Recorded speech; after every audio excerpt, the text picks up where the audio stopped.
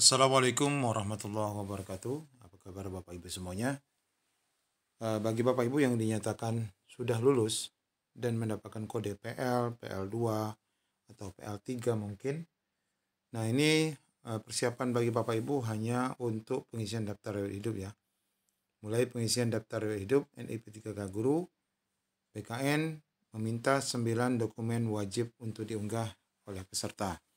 Jadi Bapak Ibu kita pelajari satu persatu bagaimana proses pengurusan dan model ya dari 9 berkas wajib yang nanti akan Bapak Ibu gunakan. Ya kita langsung saja pada berkas-berkasnya.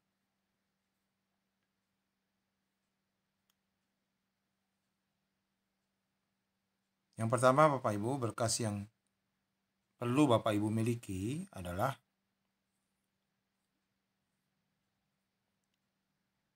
file pas foto ya, pas foto. File pas foto terbaru, pakaian formal dengan latar belakang merah. Nah, ini Bapak Ibu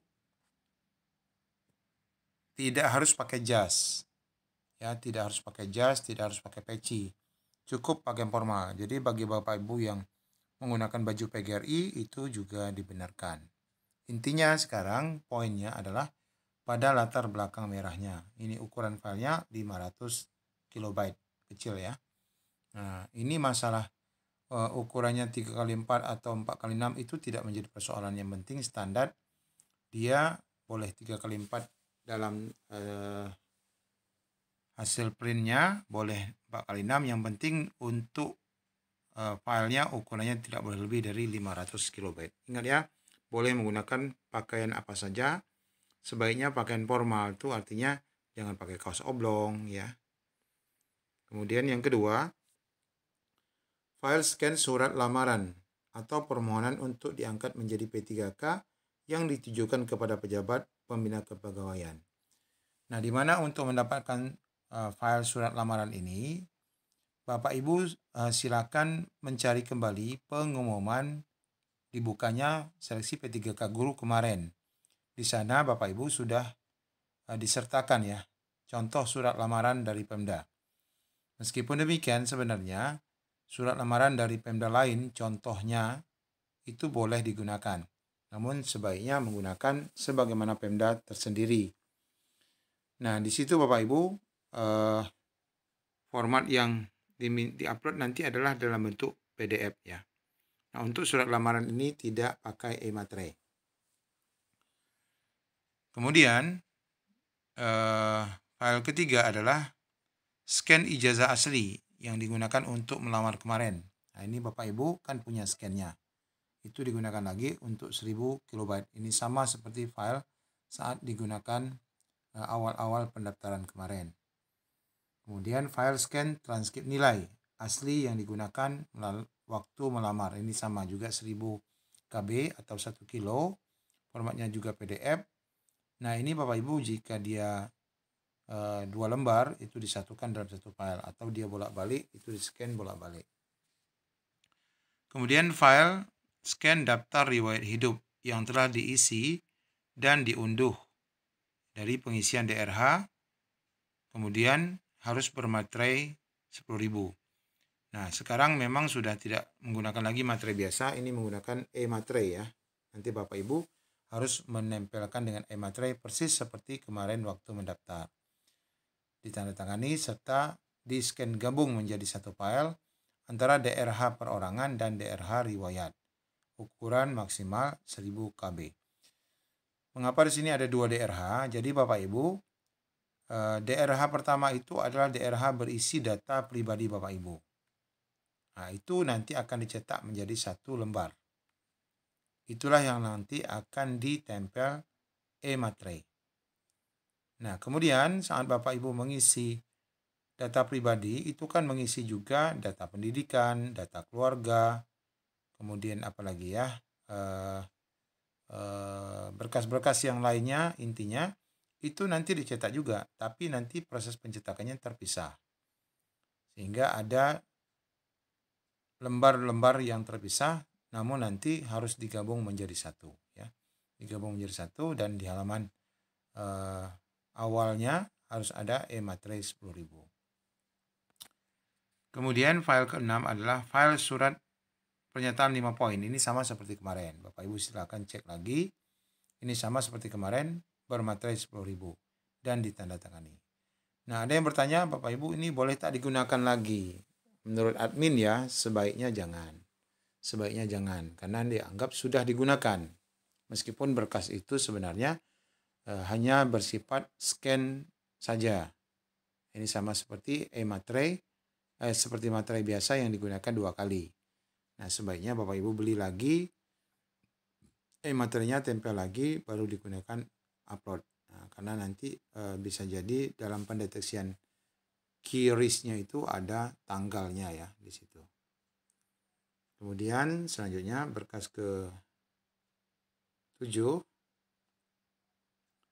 Nah, ini yang banyak ditunggu-tunggu, yaitu pengurusan sebentar ya. Berkas ke-7 itu adalah surat SKCK. Nah, SKCK ini Bapak Ibu diterbitkan oleh kepolisian ini, judulnya, kalau Bapak Ibu instansinya meminta judul, silakan dibuat sebagaimana permintaan instansi. Jika tidak, secara umum judulnya itu adalah persyaratan pemberkasan NIP 3K. Ukurannya sama 1 mega. Ini Bapak Ibu boleh mengurusnya dimanapun, di kantor kepolisian manapun. Meskipun terkadang kita harus mengurus sesuai dengan domisili kita atau KTP kita. Nah, namun kalau seandainya kepolisian setempat mau membuat SKCK kita walaupun kita bukan termasuk pada wilayah kerja mereka, maka itu juga dapat diterima. Mengapa harus dengan persyaratan KTP? Tentu kepolisian ini akan bertanggung jawab ya atas kebaikan ataupun bukti baik Bapak Ibu. Dan karena Bapak Ibu berada di wilayah kerja mereka, itu sebabnya harus dibuat di domisili KTP.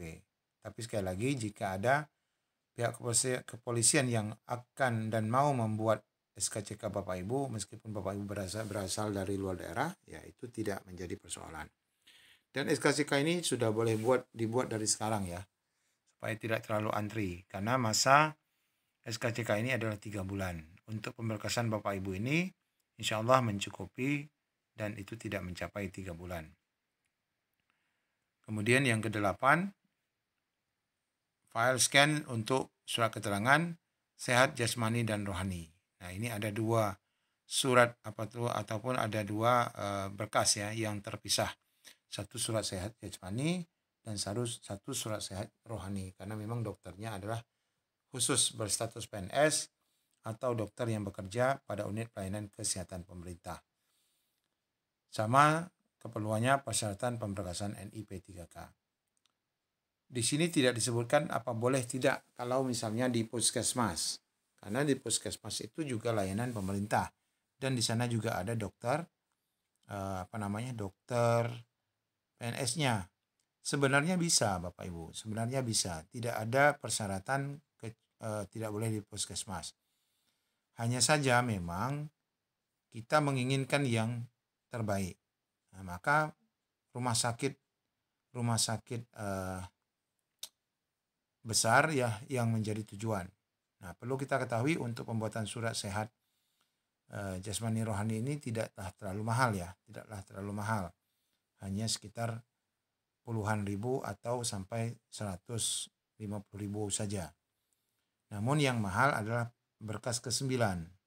Berkas ke-9 ini cukup mahal. Ini yaitu file scan surat keterangan tidak mengkonsumsi menggunakan narkotika. Psikotropika, kemudian precursor dan zat adiktif lainnya. Ini boleh di BNN, boleh di rumah sakit yang sama, karena suratnya nanti juga akan terpisah. Untuk surat sehat jasmani rohani, Bapak Ibu scan menjadi satu file ya. Kalau nafza ini terpisah sendiri. Nah, ini cukup mahal pengurusannya. Nah, sehingga Bapak Ibu setiap daerah memastikan memang ataupun setiap rumah sakit itu juga beda-beda. kami ralat ya untuk surat sehat ini juga bisa mencapai 300-400 ribu Bapak Ibu ya, bukan 150 ribuan. Karena memang ya terkadang ini juga menjadi bisnis ya bagi rumah sakit untuk mengeluarkan surat ini. Kalau mau murah mungkin di puskesmas, tetapi kita menginginkan lebih baik gitu ya di rumah sakit agar tidak menjadi kendala di kemudian harinya. Semuanya file yang di-scan ini adalah file asli. Nah, bagi Bapak Ibu yang memiliki sertifikat pendidik, ini dapat digabungkan ya. Dan ini sesuai dengan permintaan Pemda masing-masing nanti, apa minta digabung atau tidak. Karena itu tidak menjadi berkas wajib. Namun di sini ada tambahan, digabung dengan ijazah nanti scan-nya. Ya, digabung dengan scan ijazah menjadi satu file. Baru diupload di form unggahan ijazah. Nah, Bapak Ibu, nanti kita akan update kembali proses live ya, langsung pengisian DRH-nya, karena saat ini tombol DRH itu belum muncul ya, belum muncul. Dan Bapak Ibu pantau terus informasi perkembangan di akun SSSN Bapak Ibu. Demikian yang dapat kami sampaikan. Terima kasih. Assalamualaikum warahmatullahi wabarakatuh.